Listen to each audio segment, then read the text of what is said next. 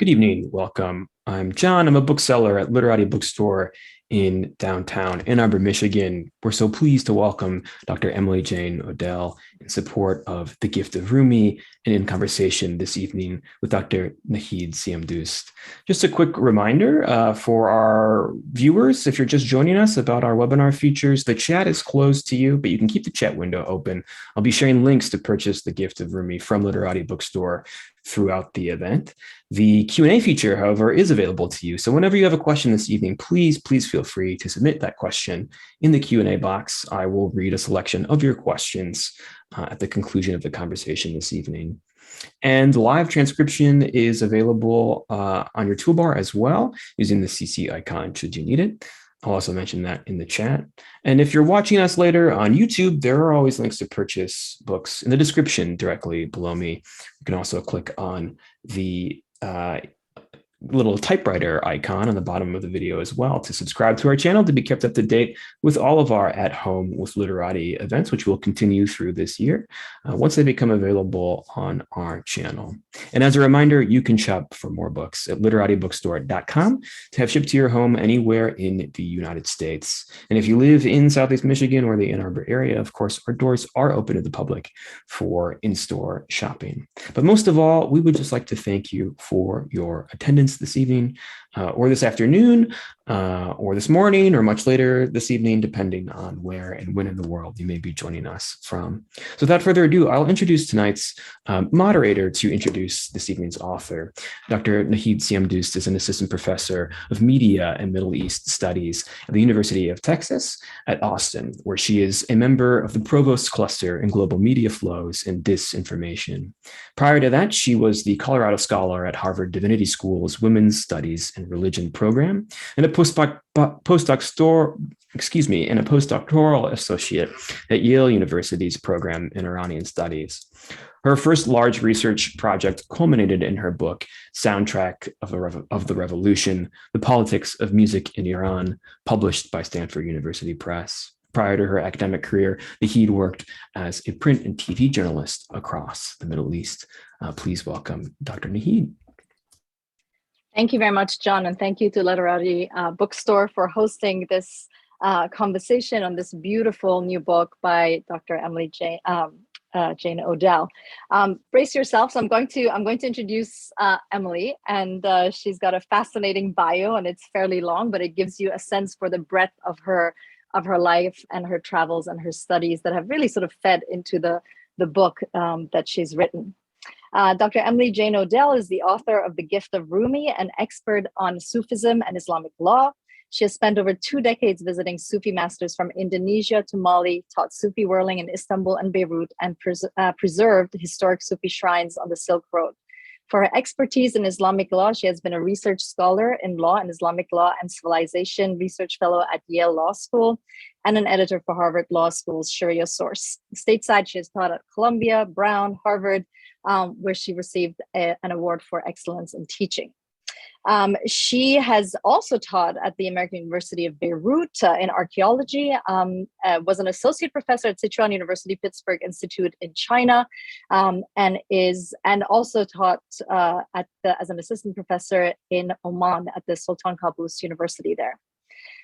For her in-country field research on Sufism, she has received many prestigious fellowships and has been an Edward A. Hewitt Policy Fellow in Tajikistan and Afghanistan, a Fulbright Fellow in Indonesia, a Harvard Traveling Fellow in Iran, a Columbia University PepsiCo Fellow in Uzbekistan and Karachi, Pakistan, an IREX Fellow in Kazakhstan, Kyrgyzstan, the Czech Republic, Slovak Republic, and Hungary, an American Center for Mongolian Studies Fellow in Mongolia, an American Council's Fellow in Turkmenistan, and a State Department Critical Language Fellow in Tajikistan. And she has published widely in academic and popular journals, so everything from Iranian Studies, Journal of Africana Studies, Disability Studies, and as well as Al Jazeera, NPR, New York Times, and all across, a widely published author.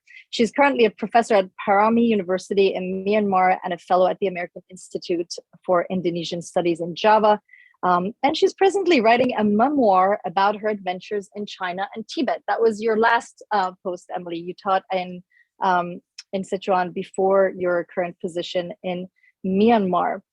I'm honored to be the conversant on your beautiful book, and I kind of want to start us off by talking about the structure of your book, the format of your book. Just by looking at the table of contents, you will see there's a progress, a sort of arc to the structure of your book, from the wandering dervishes, the searching dervishes going into retreat, all the way through learning different forms of discipline, becoming whirling dervishes, and lessons in love and tolerance and self-annihilation, through to the very last chapter of insanity. So I'd love for you to just explain to us a little bit about, the context of the structure of this book, this journey of love and the mystic path that you expand upon in your book, and just tell us a little bit about how you conceived of this book and what led you to structure it in this particular way. Thank you so much for that introduction, Nahid, and thank you to Literati for hosting this event, and for St. Martin's Press for publishing the book, and for all of you for showing up today. I wish we could all be in a salon together discussing this, and thank you to all of you who made time today to discuss Rumi's beautiful poetry. I'm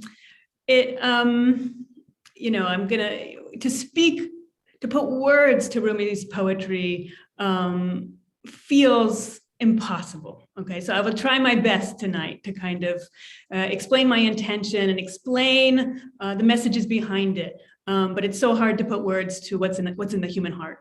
And I'll try my best. So in terms of the form of the book, I was thinking, why was I drawn to this idea of a dervish kind of medieval manual? That's actually kind of the genre I decided to write it in. And I think it actually came from I did my MFA in creative writing at Brown University, and I'm very much kind of schooled in playwriting and screenwriting, and studied with Paula Vogel, who won the Pulitzer Prize for How I Learned to Drive. And so much in playwriting is having the form mirror the content. So when I began this project, I thought, okay, well, what is my structure? I need structure that mirrors the content. And then this idea came to me of, a medieval dervish manual, because it was kind of like a palimpsest or a collage of poetry, of verses from the Quran, from sayings of the Prophet, a commentary on poetry, all kinds of verses. And so I thought, that gives me a lot of freedom, but then I'm also working within a genre from that period of time. So I liked that. And then I also thought about our attention span in the pandemic. Nobody really has the attention span to read too much at a time. So it kind of keeps changing focus. I think actually, if I'm being honest, I think that's also kind of a theatrical thing of constantly kind of shifting the focus to keep the reader, going and hooked kind of. So that was kind of that format. And then I like that you picked up on the kind of progression of the chapters, which my intention a bit was to go from kind of a sober state to eventually a completely, what we would say, like drunken state. And drunken here means of ecstasy and love, and the loss completely, or the giving up, the relinquishing of reason, of rationality, of being in that mind that analyzes, that deliberates, that anticipates, that fears, to just completely becoming untethered from that and being just completely intoxicated with love. And in this case, that means love of the divine, but that becomes universal in love of love itself, of love of all creation. I hope I'm not frozen. Sorry, I'm having some. You look frozen to me, but I don't know if this affects everybody. Can you hear us? Oh, I'm back. Oh, you're back. Yep. Can you wait? You're frozen again. Oh, now you're back again. Bad internet. I don't know where I got cut off. Where did I get cut off? So you were talking about sort of, the loss of reason, and this progression towards the unity with God that leads not through reason but through the heart. I disappeared. I was annihilated. was extinguished in discussing this concept. So that's kind of why the chapters move from kind of that sobriety to complete intoxication and the loss of ultimately selfhood, ego, and letting go of individuality into just completely a love. I have to say, it's a very unique and unconventional format. And I didn't realize that you had this sort of creative writing background to you, although I think you actually do mention it in the introduction of your book, but I didn't know that before I read the book. And it really is amazing because you're really presenting a sort of memoir. And as you said, it's also a sort of, dervish medieval manual. So you're sort of writing a manual, leading the readers. You're likely to be Western readers who are really sort of entering the subject, perhaps for the first time, perhaps they're Rumi lovers who really just want to learn more. But it's a really wonderful sort of, creative way of writing about Rumi, but also writing about your own experiences and giving us a memoir of your trajectory over the last 2 decades or so of how Rumi has helped you gain more insight and attempt to achieve these values that Sufism propounds. Since you mentioned sort of the annihilation of reason, this is Persian poetry, I figured maybe it's not a bad idea to just quickly read, I think, a poem that really goes to the heart of what you just mentioned and sort of goes to the heart of your book, sort of the reaching for unity with God and the, through love and the heart. I wonder if you mind me just reading a few lines of that poem in Persian and having you just give us, it's on page 163 in your book, and just having you give us a little bit of a translation and tell us why this poem in particular from the Masnavi, given it's a very, you also have to be quite picky, choosing the different poems from Rumi's Masnavi. So let me just read this and throw the ball back to you. در میان عاشقان عاقل مبا خاصه در عشق چنین شیرین لقا دور بادا عاقلان از عاشقان دور بادا بوی گلخن از صبا گر درآید عاقلی گو راه نیست ور درآید عاشقی 100 مرحبا عقل تا تدبیر و اندیشه کند رفته باشد عشق تا 7م سما عقل تا جوید شتر از بحر حج رفته باشد عشق بر کوه صفا عشق آمد این دهانم را گرفت که گذر از شعر و بر شعرا برا.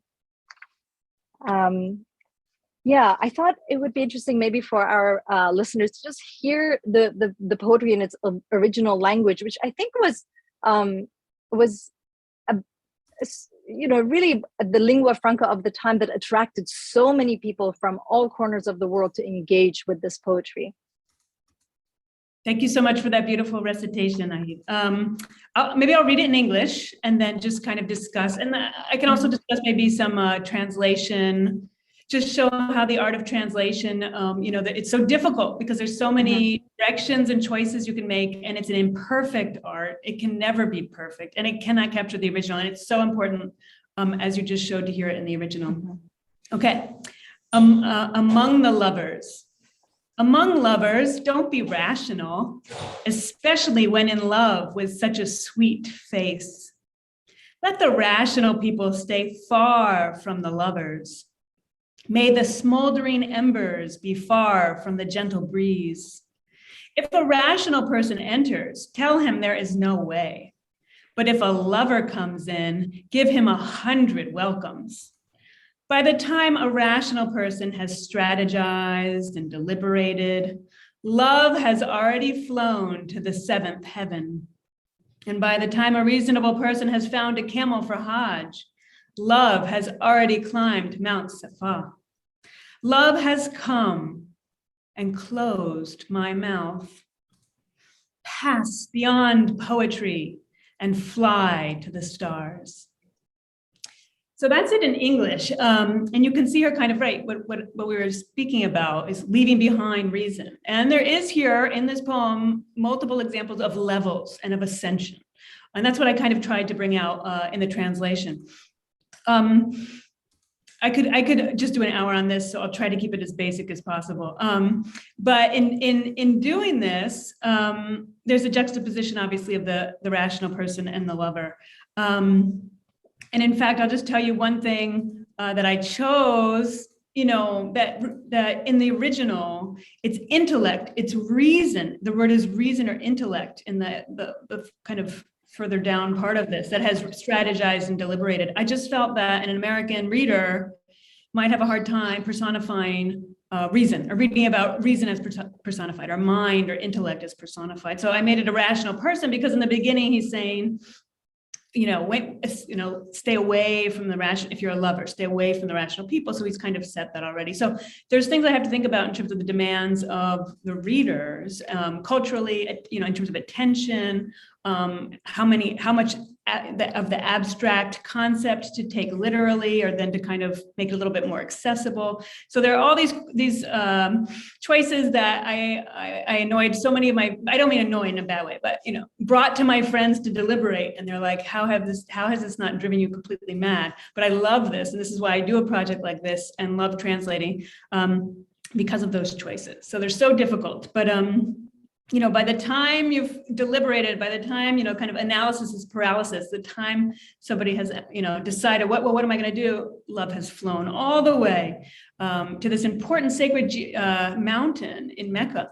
And so this is an important sacred geography. So what I tried to do in my translation is to not edit out these sacred geographies that have been edited out in certain Rumi poems. And I feel it's so important to include the kind of material context, the geographical context, and that the reader will have to go look that up, right? I mean, the reader has to bring some work to it, and it can't just be edited out for the reader's kind of comfort or at their level of knowledge. They can go get more knowledge. And I felt I couldn't edit Rumi's words in that way. So I did do a very much like a word-to-word translation.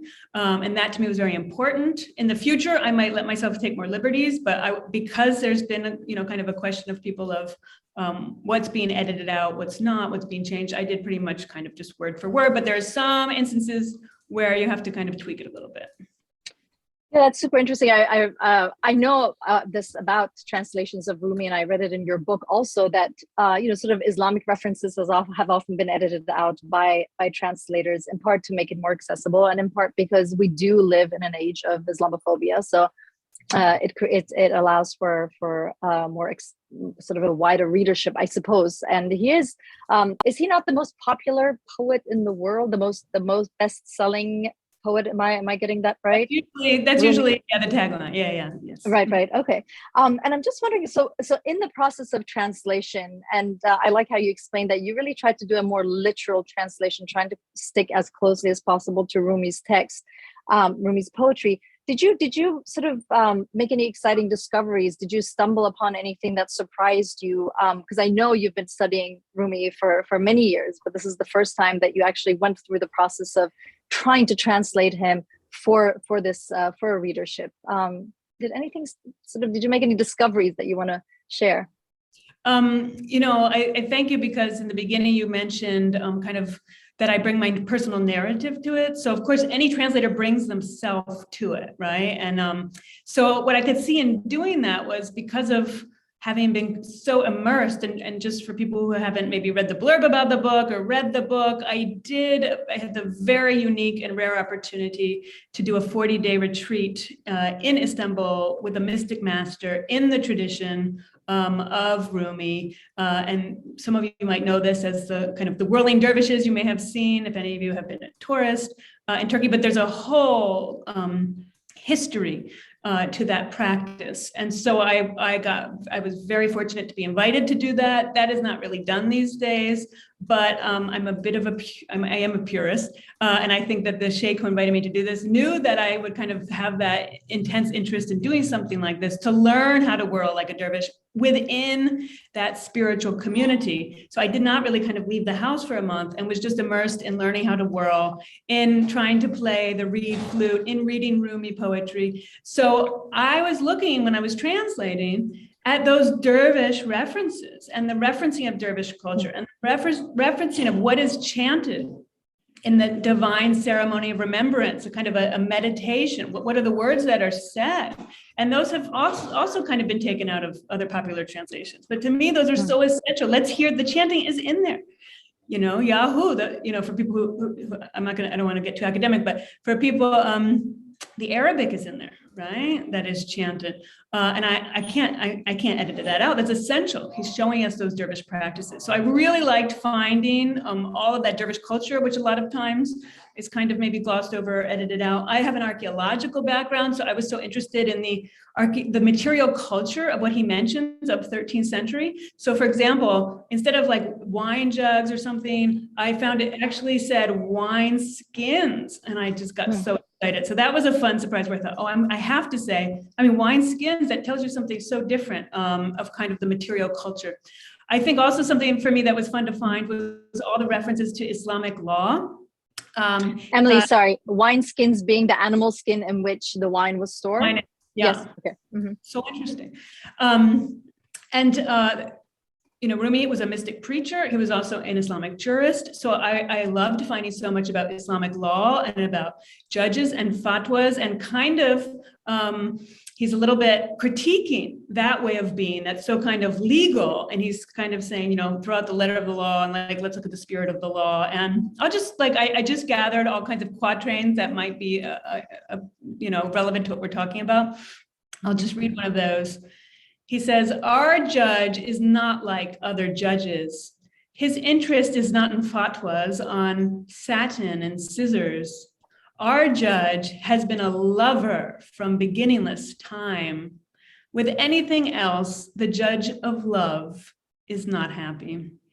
So he's talking about the judge of love instead of adjudicating, satin and scissors and these kind of mundane things. Here, another quatrain about this. He says, the way of love is a secret. There's no legal dispute about it because there's no description of it, just spiritual meaning. For the lover, there's no answer from religious decrees because this issue is about non-existence, not existence. So it's very philosophical, but it's trying to get away from the kind of legal understanding of religion towards the kind of the essence, the nectar, the spirit. That was fun. Within that constellation, also Islamic finance. We never hear about that really in Rumi translation.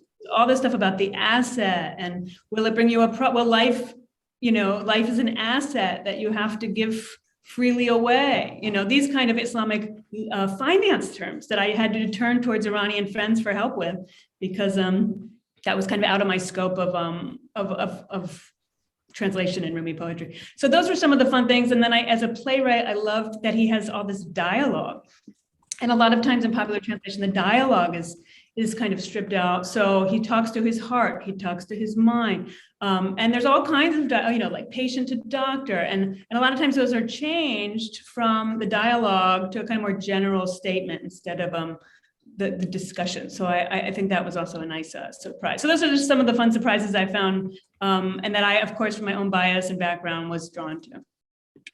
Very interesting. And, it was very clear that the kind of, obviously, Sufism, the kind of Islamic worship that is presented in his work and through Sufism diverges to some other forms of Islamic worship that we see that existed at his time in the Middle East and that we certainly see across the Middle East today. And something that really sort of stuck out to me was on this subject that, Rumi, this is on page 153, that Rumi asked for singing and whirling at his own funeral procession, which the more Orthodox Muslim community of Konya found appalling. Rumi had requested that his funeral procession bring kettle drums, flutes, and tambourines to usher his body to his grave with whirling and sacred songs. The friends of God, he wanted to show, danced toward eternity in the joy of spiritual communion, ready to meet the beloved as not just Muslims, but also lovers. Thank you. Yeah, this is continues. This is a question not just in the kind of Islamic history and Islamic tradition, but also this goes back the idea of music and art, obviously, to Greek philosophy. So this is a very long conversation in philosophical and religious circles of and I won't get into that too much, but this is we're talking just here about his funeral, but it has a much greater context that goes back very far. Mm-hmm. Mm-hmm. And this sort of links back to also your relationship to Baba, your Sufi master in Istanbul. And some of the most interesting passages I thought were your relationship to Baba, your with the master disciple sort of relationship that you had with him. I wonder if you can tell us a little bit more about that, because I think to some sort of Western readers, it might just appear so unusual that it seemed like you were the only woman, except there was another woman, Dilara, who they kind of admitted into their circles every now and then, but she seemed to be more sort of on the insane spectrum, as in sort of having sort of gone off the ordinary life path and tried to achieve something else. And so you were the only woman really as part of this order during your 40 days. Is that correct? Your 40 days in this Sufi abode. I'm forgetting the term, the technical term for the Sufi. What's it called? The Sufi house or Sufi. Derga. That's right. Yeah. And so, to the point where this master-disciple relationship was so important that you understood that not only did you have to serve him, but he also fed you, not just spiritually and intellectually, but very much physically, sort of every now and then feeding you food into your mouth. Can you just tell us a little bit about this relationship and why it's so central to the Sufi path? Thank you so much. I think it's very hard, obviously, culturally, in American culture, the idea of like submitting to authority, right? That's going to be a difficult sell a lot of the time, right? I'm the individual. I don't need to surrender to anything or to anybody, right? And so first, like what you're saying is there's that idea of master-disciple relationship, right? Which I think is maybe a stumbling block, just or something different in terms of culturally in American culture. I love the master-disciple relationship in terms of education. I was very lucky. I went to Brown University, and that was kind of pedagogically a master-disciple kind of education in terms of like apprenticeship kind of. So I'm kind of already indoctrinated into that. That might have been my kind of what prepared me for a master-disciple relationship. So there's that just to begin with. So, and he says in the book, one of the other kind of differences or stumbling blocks for Westerners embarking on such a thing would be patience, right? A spiritual path, the cultivation of virtue, of learning about a spirituality, it takes time, right? And it takes practice, right? And so what I'm trying to get at the book is how we had to practice just serving a glass of water maybe 18 times. He had one of the women that is also in the book, who was Canadian. She was, so many times he had her serve the water to see if she could serve it without ego. It takes practice to do an action as simple as serving water without ego. And instead of ego, with love. Can you serve the water with love, instead of ego? That takes practice. Also, service. We had to practice service. So everybody I was the tea. My service was serving the tea, right? Later, it was teaching this other woman how to whirl. Everybody has their own position, but then those also can rotate, but you're learning how to serve. And that you're learning to serve to try to get rid of the ego and have compassion for other people and to be practicing giving, generosity, right? And that's just like, what an amazing laboratory, what an amazing spiritual laboratory to have that time to practice those things. And that's with the goal of becoming a true human being. Rumi says in one poem, and I'm paraphrasing, but in all directions, you can see they're building another monastery. But where is a true human being, right?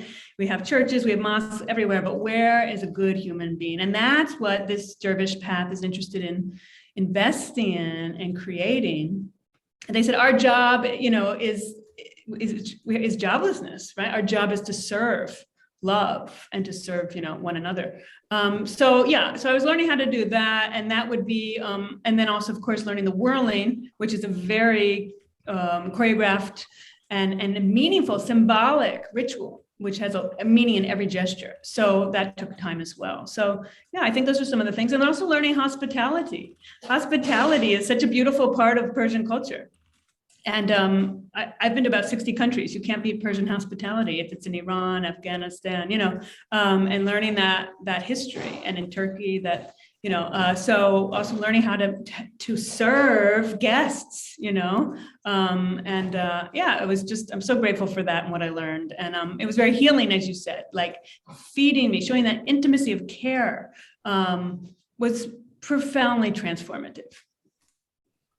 I also love the passage where you beautifully describe sort of this transcendental experience of accomplishing the 1001 whirls for the first time, and then being receiving that honor of being a whirler. Can you just tell us a little bit about that very experience that you describe in the book of accomplishing those 1001 whirls?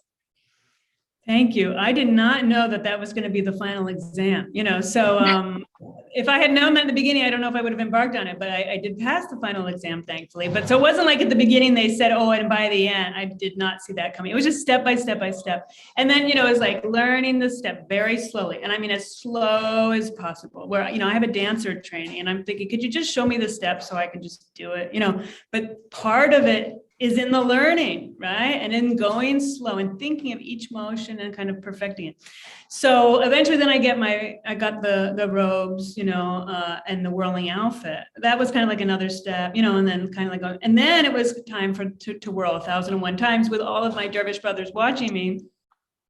And people don't know this, but the bottom of the skirt is weighted. So it's very heavy and it's multiple layers. So it's very hot. And the weight takes a lot of energy to whip it around and to get the skirt up. You can't like do 1001 turns slowly. Otherwise the skirt is gonna not rise and it's gonna kind of fold on itself and it's just would be a disaster. So I wasn't going to say no. I mean, that's part of the thing of this training is jumping in, right? Always kind of saying yes and doing it. So I started to do it and all the dervish brothers were lined up and I could feel their support. And that was nice because then it became like a communal bonding thing where I was like, oh, and really felt brotherly. Like they were like, come on, you can do it, and I'm like, I don't, and then start, and then they start counting, 1, 2, I'm thinking, oh my God, 1001. I did not think really that I was going to be able to do that. And then I just said let go. Just like let go. And then I could feel myself without the self, without the mind. It goes back to that first poem you read, the analyzing or the fear, or the I'm tired, I, the ego. Once I could like kind of release all of that, then I just kind of got whirled around myself and then managed to finish my 1001 turns. It's wonderful. That experience sort of in the book and your dervish brothers sort of congratulating you for having done it, and sort of the way you lose yourself and sort of just you don't see anything anymore after whirling so fast, everything disappears, everything dissipates, and it's just you and your creator, and it's that sort of intense connection that you described. That's beautiful. So I wonder what you want your readers to take away from this book. It's the genre is very interesting. It's as I already said, it sort of weaves in so many different elements. But who did you really write this book for, and what do you want your readers to take away from it? Okay, good question. I wrote this for every heart that is yearning, searching, hurting, broken, questioning, seeking, to kind of, Rumi has been so transformative for me, such a guide. I mean, any answer I'm looking for, I can find in Rumi's poetry. So I wanted to bring that to other people, but make him accessible, but also unlock, if I could, through my own dervish experiences, the deeper mystical meanings. And I'm so grateful. I've had readers start reading it and they're saying, oh, I had no idea this is what Rumi poetry was all about. So I'm so grateful to see it's helping people unlock Rumi's meaning, and then also helping them. One person said, oh, I wish I could remember, but, I feel better now. I feel more softened about the world. I feel more like comforted, and not as kind of like angry and, depressed. So to serve up the medicine, like this is the mystic master and doctor of the soul, surgeon of the heart, so I wanted to write it for that. The message kind of that I want people to get is love. That like love is the most important, love is the most powerful, the most triumphant, and that frankly, from my point of view, the point, right, of not just of life, but of each breath, each moment. And this is coming from Rumi's poetry. He says, let me see if I have one of those quotes, I think, yeah. He says, be drunk in love, for love is everything that is. Without the business and burden of love, there is no door to the beloved. And so his point is kind of like, just be always with each breath in your consciousness with love. And one quatrain that just kind of slayed me when I translated it was, God forbid the heart of love ever looks upon the world. What is there to look upon except love? I will reject my eyes in gazing at life. And I just, that to me was such a call to making really love the centerpiece of one's life and one's essence, one's being, and one's consciousness. So that's what I hope maybe some people take away from reading it. You've traveled, as I introduced you, obviously with all the the countries of Central Asia, the Silk Road. You've taught in these places, and what do you think it is that makes this poetry so accessible to all these different cultures and peoples? And can you just tell us a little bit about this part of the world at the time of Rumi's writing and why he remains so relevant today, even though his writing is from several centuries ago? So relevant, absolutely. I think people are starting to kind of understand the greater context maybe of his time, which was Mongol invasions, which was local power struggles, and he was born in Central Asia, and then because of all of that kind of violence, his family, when he's a young boy, becomes migrants, right, and starts making their way west and going. I mean, it's just incredible. All the landscapes he goes through, he then later writes about in his poetry. So a lot of times I feel like people maybe they just think, oh, Rumi's poetry is like romantic poetry. It's like everything's great, but he's writing at a time of like horrible violence. The Islamic world was being terrorized. You know what I mean? They didn't know, the greatest kind of cities being ransacked. And I was very fortunate to excavate at Merv, an Islamic bazaar there, and near the tomb of Sultan Sanjar, and we got to excavate that layer of the Mongol invasion. I mean, it was so exciting when we finally got, here's like 13th century, here's 1220, so to see that and then to read the historical accounts of that time. So it's a time of violence, instability, uncertainty, and yet then he produces this incredible, rich, vibrant poetry of love. That to me is an example we can follow in these times when so many people are feeling uncertain, are feeling afraid when they're, and he says, I think he has a poem, instead of, from all directions, the sound of war roars, right? But also the singing of the harps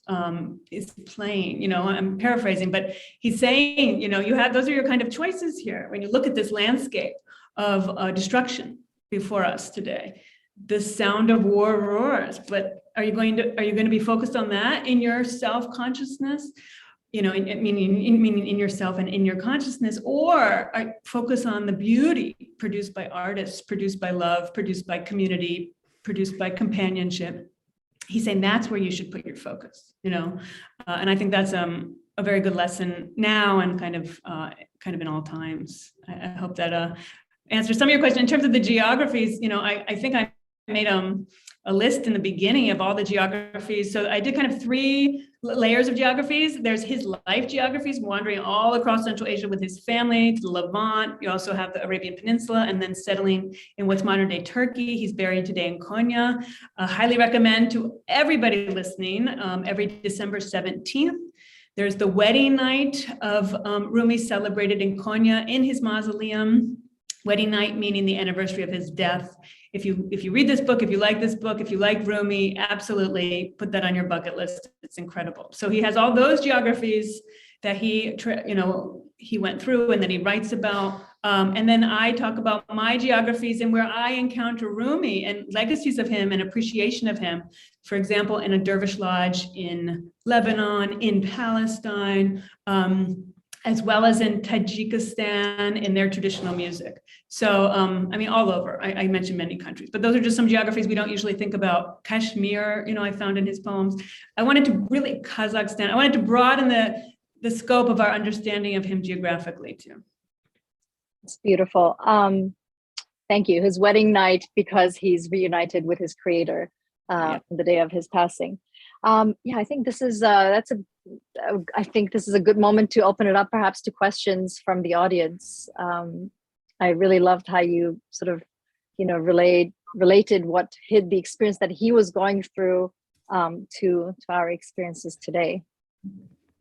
Yeah, we have the Q&A available to you if you're watching us. You can submit your questions at any time using the Q&A. We don't have any questions just now. So Dr. Nahid, if you had any additional questions that you had for Dr. Emily, if you both wanted to return to any sort of conversational threads that you might like to return to, I'm going to give the floor back to you, and I'll reappear when we might have a question in the question box from our audience.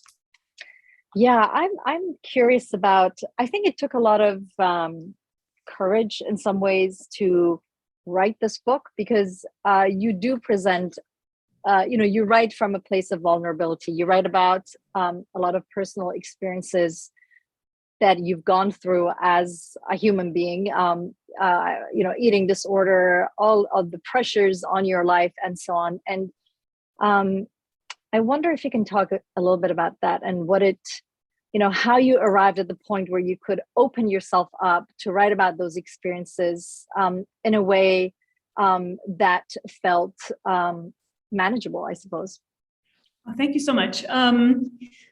So I guess, Rumi would say in terms of relinquishing the ego, right? To die before you die, right? And so what that means, for people who maybe are not familiar with that, is we know our death is certain. We know our death is coming. Can we die to the world and its attachments and our desires, and to our self, our idea of who we are, what we want, and that kind of limited self? It's often talked about, the limited self, so we can truly live. So from that perspective, I think it's having been through 2 decades on the Silk Road with these incredible dervish communities, trying to kind of experiment. You have to experiment with that, of letting go, that it doesn't feel as vulnerable perhaps as it maybe looks, because my focus in doing it is in writing this book is not for myself, it's for the reader, right? And if that's going to help the reader, that's what I'm going to do. So I wrote this book to serve the reader, not myself. This was a lot of work. This was a lot of work, very, Persian translation, just so people might not understand. Persian literature especially. Rumi is so rich, so nuanced. In fact, there's a website to learn language, italki.com. I learned many languages there. I'm not doing Persian there, but their Persian category is the only language in all the languages of the world on that website that has Persian literature as an option. It's like all the other languages are just, general and, conversation and like reading. But you have Persian literature, because it's like its own special category, So for me to dive into that was to hopefully as an offering to the reader. So I did feel it was important to be vulnerable, because I want the reader to feel that he or she can be vulnerable, right? And can lean into that vulnerability, that there's nothing to be ashamed of in trying to be a present human being, hopefully a loving human being, hopefully a compassionate human being. And the kind of gateway through that is through the stripping down of the self and our desires and our attachment, which means you need to get real with yourself, right? And that's and it goes back to your question about the master disciple. You know, I say in the book, a sheikh once said to me, how can a lover become, you know, how can you become a lover alone, right? You need the mirror. And that's why I have many poems about the mirror, to reflect back to who you are and what you need to work on. It's very kind of therapeutic relationship, like you're saying, a psychological relationship. But like you said, kind of breaking the Western boundaries of that to actually feeding a person, that intimacy, right? Instead of this kind of clinical bounded relationship or identities. I don't know if that answers your question, but Yes. Thanks. We do have some questions from the audience. A viewer would like to know if you would be willing to talk about and read Don't Say Anything on page 137. Okay, hold on, let me get it. 1 second. Is there, oh, sorry, it's very long. So is there a reason, I wish I knew the kind of intention, just because then I could read that, those parts, but I'm just nervous about taking up so much time. I mean, I'm happy to do it, but it's like 3 pages. What do you think, John? Oh, I did not know it was so long. If you want to talk about it, yeah. I mean, I love to hear more from the person asking, because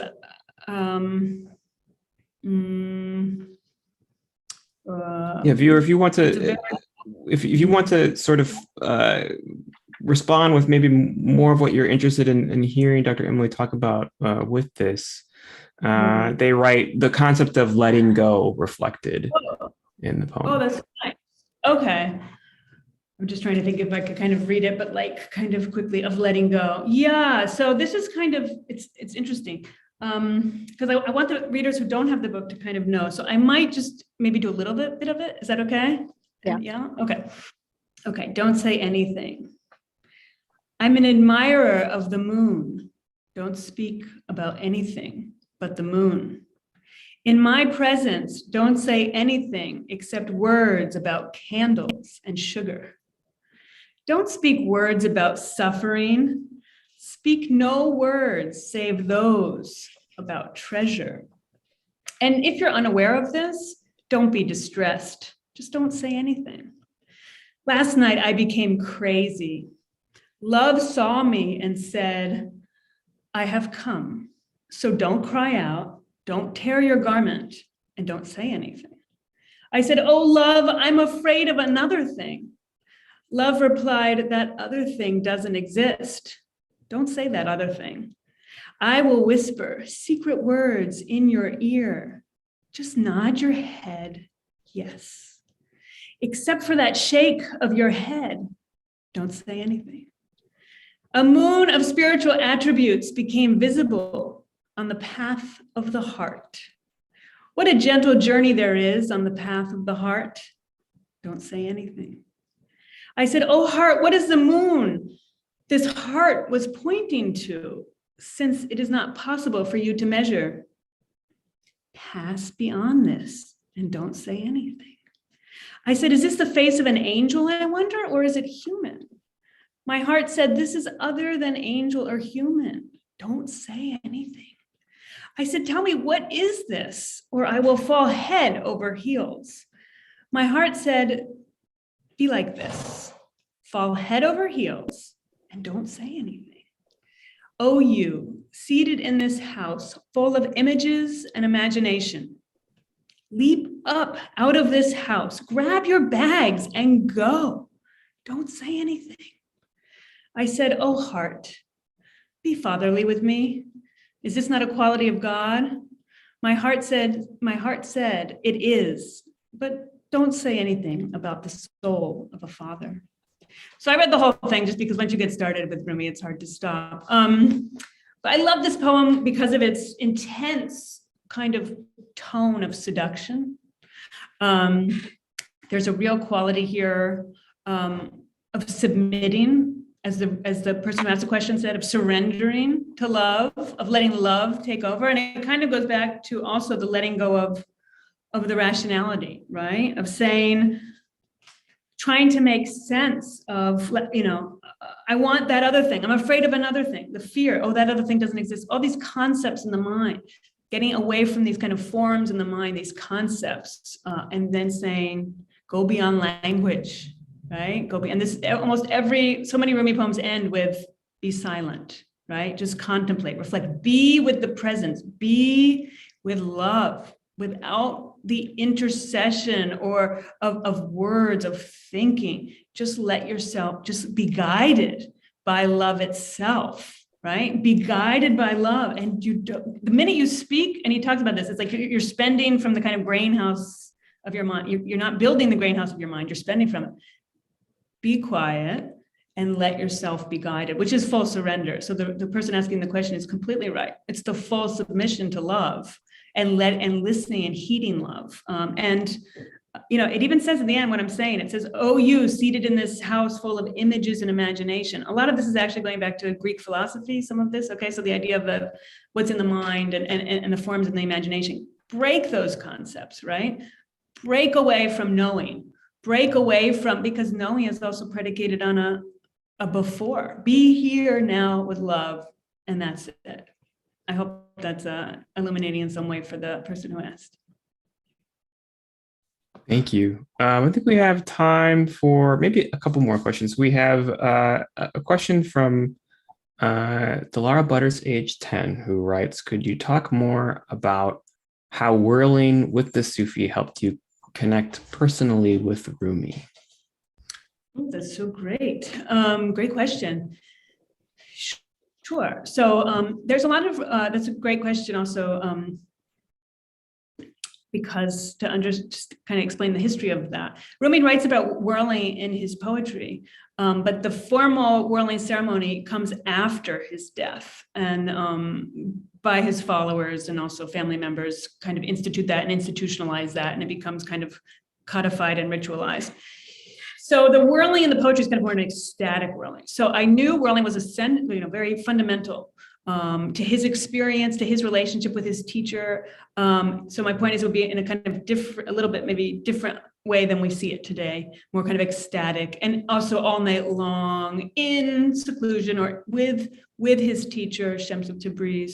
So I wanted to understand that contemplative practice of his from the inside. And that takes, like we would call it, experiential anthropology, if you want to look at it that way, but stepping into that practice instead of just kind of intellectually understanding. Because Rumi is all about, you have to experience, you have to taste, right? This goes back to certain, you have to taste in mysticism, Islamic mysticism. So you have to taste the experience. You can't just know the experience. So I was so grateful to really just have the time and the expertise in guiding me in that Sufi community to step inside of it and to really then we would do it and then kind of process, well, what was your experience? So it's not just about, it's a dance, right? It allows for spiritual highs because of, frankly, right, the brain chemistry, what's happening when you're whirling, right? So that happens, but then there's also other dimensions, perhaps, right? And you're not just doing it alone, you're doing it with other people. So then it also helps you feel connected to those people. But the question was like, in terms of towards Rumi. So I think understanding his poetry, but also trying to understand more in a way, in the little way that I could, those spiritual states he's talking about and those spiritual intoxications. And whirling is like I think your quickest organic route to having these altered states of consciousness that make you lose the self. Like Nahid was saying, when you're whirling, I mentioned in the book, you just, everything's a blur. So you're kind of turning off those senses and you just have a transcendent experience. So he writes about transcendent experiences. For me to translate that or just understand it as a human being, I need to try to taste those moments of transcendence and of just really only feeling love. That is a remarkable, life-giving, soul-giving, heart-infusing experience.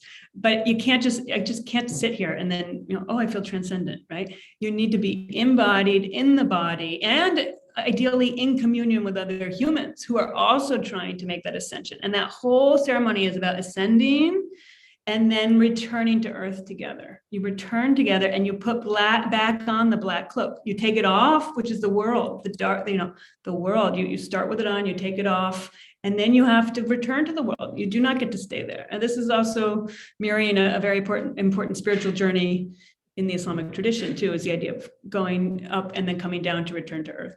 And then bringing that kind of heavenly realm back to humans on earth and being a servant to humanity. So to understand that, I had to step into it.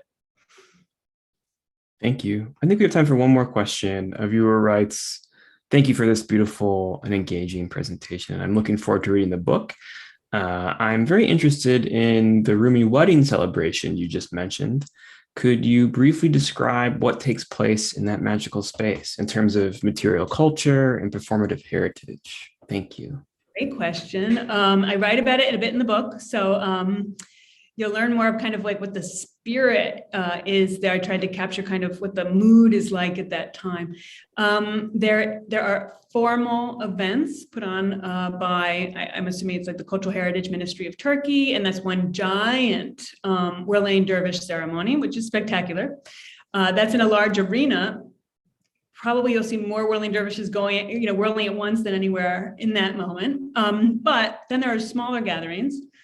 I would recommend very much Dervish Brothers, which is a wonderful store, and I think also probably bed and breakfast as well. And they have incredible nighttime gatherings that are more kind of spontaneous, and people come from all over the world. I mean, I've been there with people from India, from Iran, from Mexico, from all over.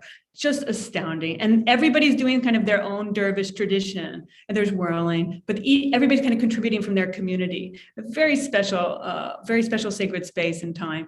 And then everybody gathers into the mausoleum for, again, a kind of Turkish government sponsored ceremony that's kind of official. And that's very special because it's just his entire mausoleum is full of lovers of Rumi. And so it's just a sea of these open hearts of true lovers who have made the journey, not just to his mausoleum, but on that special day. And it's just a beautiful collection of kind, compassionate, yearning hearts from around the world. December 17th, can't recommend it enough. I've done it several times, and it's always very special. Thank you. Well, we're at the top of the hour. Dr. Emily Jane Odell, Dr. Siamdoust, thank you so much to both of you for joining us this evening on At Home with Literati. You can purchase The Gift of Rumi. There's links in the chat if you're watching us. There'll also be a link below in the description if you're watching on YouTube. We hope to have you both in the store in the not too distant future. I'd love to do this again in person if the opportunity arises. But until such time, I hope you both continue to be well. Thanks again for joining us. And to our viewers, thank you so much for joining us at Home with Literati. We look forward to seeing you at the next event. Have a great evening, everybody. Thank you. Take care all. Good night.